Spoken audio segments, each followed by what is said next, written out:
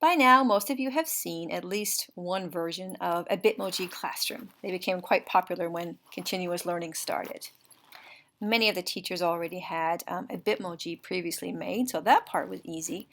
But the idea was how to make the classroom, and there were a ton of tutorials on how to do those using your laptop. And with a laptop, you have quite a few options. You can insert images from searching the web, and when you do that, you can specifically ask for it to be transparent so that when you drag it over, you don't see a background. So you can kind of fill it up with furniture, etc.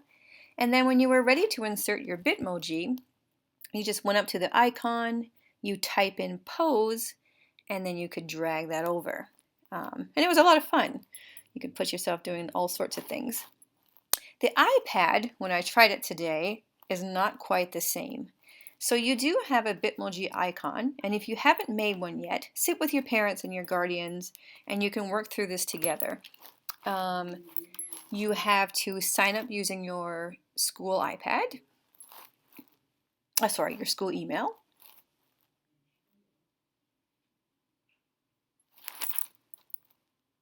I already had one, so it just kind of logged me back in.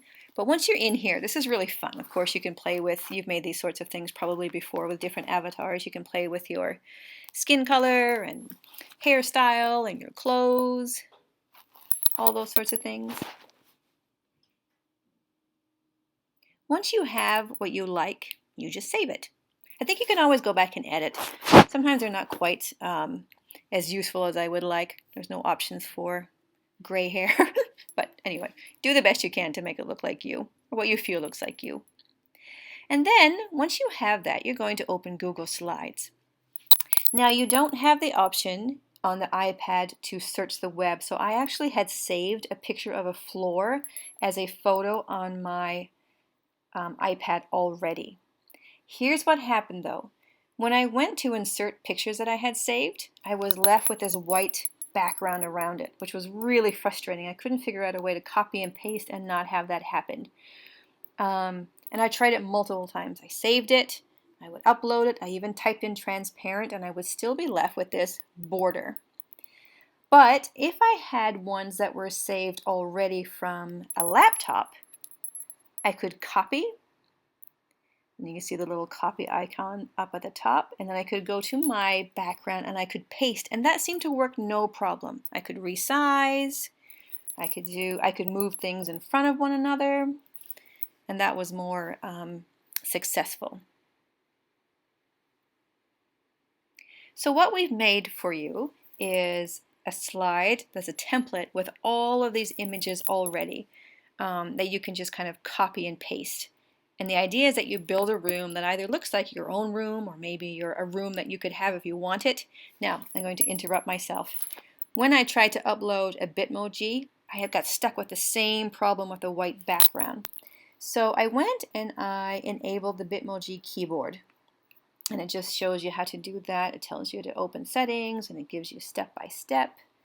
You hit keyboard up here and it allows the Bitmoji full access, and you say allow. Once I did that, I could go back and I could search for a pose again, and this time I eliminated the downloading or saving of the image. I just copy and paste it directly onto the slide. So just hit copy, paste, and voila, you've taken away that white background again. Last tip, once you've finished everything and you don't want parts to move, you're going to hit download that one slide as a JPEG. Then you open up a brand new slide and you hit background, choose image, and it sets it as one piece and nothing can move a bit around anymore, so it's set and it's not going anywhere.